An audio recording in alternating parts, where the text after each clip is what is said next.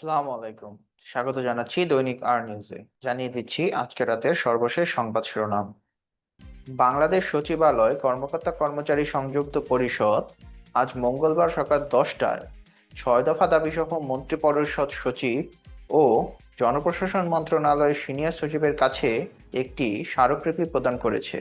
সংগঠনের সভাপতি মোহাম্মদ নুরুল ইসলাম এবং মহাসচিব মোহাম্মদ মোজাহিদুল ইসলামের নেতৃত্বে এ প্রতিনিধি দল এই স্মারকলিপি হস্তান্তর করে। হস্তকৃত দাবিগুলো হচ্ছে: ১. পদোন্নতি, ২. পদনাম পরিবর্তন, ৩.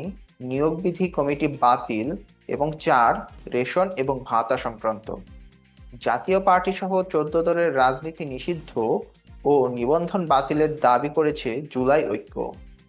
মঙ্গলবার দুপুরে ঢাকা বিশ্ববিদ্যালয়ের মধুর ক্যান্টিনের সামনে এক সংবাদ সম্মেলনে তারা এ দাবি জানায়।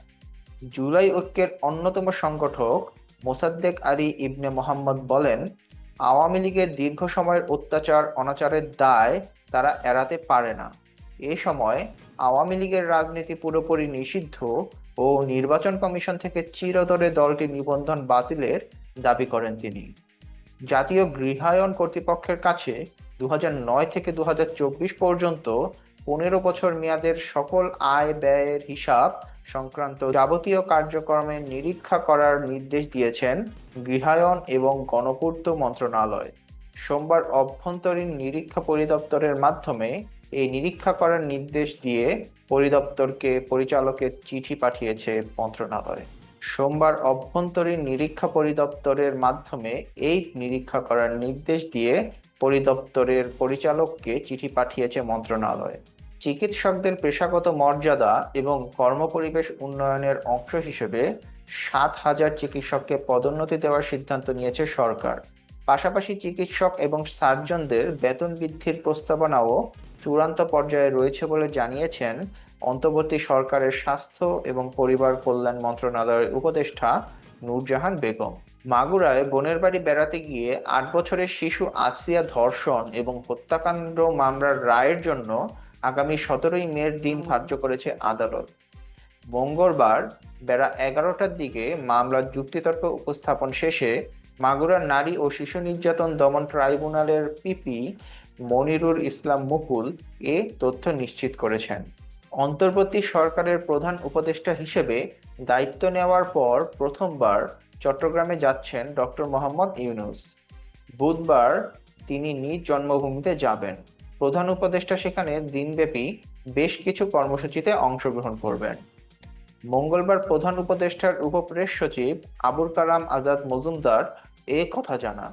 বাংলাদেশ জাতীয় পার্টির চেয়ারম্যান আন্দালিব রহমান পার্থর স্ত্রী শেখ সাইরা শারমিনকে বিদেশ যাত্রায় বাধা দেওয়া হয়েছে।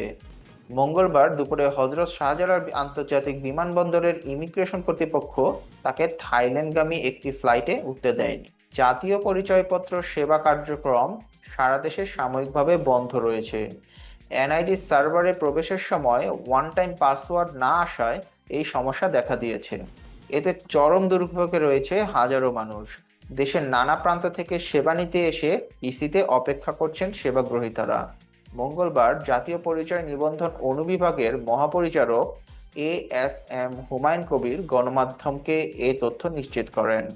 পাবনা সদর উপজেলায় ভাড়ারার আবুল শেখ ওরফে লগা নামের এক চরমপন্থী দলের নেতাকে কুপিয়ে এবং গুলি করে হত্যা করেছে দুর্বৃত্তরা। মঙ্গলবার ভোরে ভাটারা ইউনিয়নের কোলাদি বিজয় রামপুরের একটি বাগান থেকে তার লাশ উদ্ধার করা হয়। রাজবাড়ীর গোয়ালন্দ উপজেলার দেবগ্রাম ইউনিয়নের এক কিশোরী বাল্যবিবাহ থেকে রক্ষা পেয়েছে। উপজেলা প্রশাসনের হস্তক্ষেপে সোমবার দুপুরে এ বাল্যবিবাহ বন্ধ হয়েছে। একই সঙ্গে জরিমানা করা হয় এই কিশোরীর বাবাকে। ঢাকাইয়া চলচ্চিত্রের নিয়মিত মুখ ছিলেন অমিত হাসান, তবে দীর্ঘদিন ধরে বড় পর্দায় দেখা যাচ্ছে না তাকে। এ অভিনেতা করেছেন শিল্পী সমিতির নির্বাচন। সোমবার দুপুরে নিজের ভেরিফাইড ফেসবুক অ্যাকাউন্ট থেকে এক পোস্টে অমিত হাসান লেখেন, শিল্পী সমিতি আছে কিন্তু শিল্পী নাই। অমিত হাসানের এই পোস্টের সমর্থন দিয়েছেন অভিনেতা ওমর সানি। পোস্টের কমেন্টে সহমত জানিয়ে তিনি লিখেন, একদম সত্যি, ভালো বলছিস। এবার আন্তর্জাতিক সংবাদ। যুদ্ধ বিধ্বস্ত মজলুমদের জনপদ গাজায় বসবাসরত প্রায় ২১ লাখ ফিলিস্তিনি মানুষ দুর্ভোগের ওপর গুরুতর ঝুঁকিতে রয়েছে বলে জানিয়েছে জাতিসংঘ সমর্থিত খাদ্য নিরাপত্তা মূল্যায়ন বিষয়ক সংস্থা integrated food security phase classification.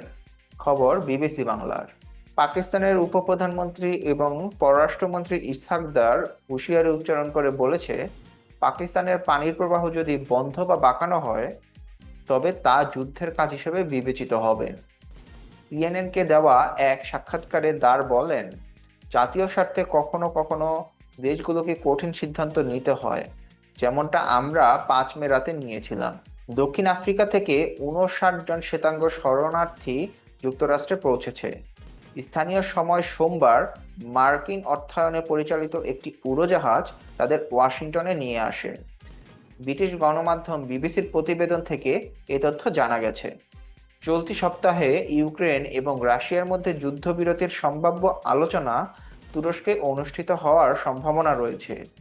এরই মধ্যে কিয়েভের সঙ্গে নিঃশর্ত যুদ্ধবিরতির চুক্তি মেনে না নিলে মস্কোকে নতুন করে নিষেধাজ্ঞার হুমকি দিয়েছে ইউরোপীয় নেতারা। সনাতন ধর্মীদের দেবতা প্রভু রামকে অবমাননা করে বক্তব্য দেওয়ার অভিযোগে ভারতের প্রধান বিরোধী দলীয় নেতা রাহুল গান্ধীর বিরুদ্ধে মামলা হয়েছে। আসামির তালিকায় তার রাজনৈতিক দল কংগ্রেসও আছে। অভিযোগপত্রে বলা হয়েছে, সম্প্রতি যুক্তরাষ্ট্র সফরে গিয়েছিলেন রাহুল গান্ধী। সেখানে ২১ তারিখ বোস্টন শহরে ব্রাউন বিশ্ববিদ্যালয়ে বক্তব্য দেওয়ার সময় প্রভু রামকে তিনি পৌরাণিক এবং কাল্পনিক চরিত্র বলে উল্লেখ করে মন্তব্য করেছেন। তার এই ঘৃণাপূর্ণ মন্তব্য সনাতনীদের ধর্মানুভূতিতে আঘাত এনেছে। এবার খেলার সংবাদ। পাকিস্তান ক্রিকেটের কোচের পদ মানে মিউজিক্যাল চেয়ার, বিষয়টা রীতিমতো প্রতিষ্ঠিত এক বিষয় হয়ে গেছে। শেষ ২ বছরে যেমন দলটার কোচ ছিল ৫ জন, এবার ৬ষ্ঠ জনের দেখাও পাকিস্তান পেয়ে গেল। বিষয়টার আনুষ্ঠানিক ঘোষণা দিয়েছেন board chairman Mohsin Naqvi. Mike Hesson হচ্ছেন পাকিস্তান জাতীয় দলের ওয়ানডে এবং টি-টোয়েন্টির নতুন প্রধান কোচ। ধন্যবাদ আমাদের সাথে থাকার জন্য। আশা করি পরবর্তীতেও আমাদের সাথে থেকে সমর্থন জুগিয়ে যাবেন। লাইক এবং সাবস্ক্রাইব করবেন। ধন্যবাদ।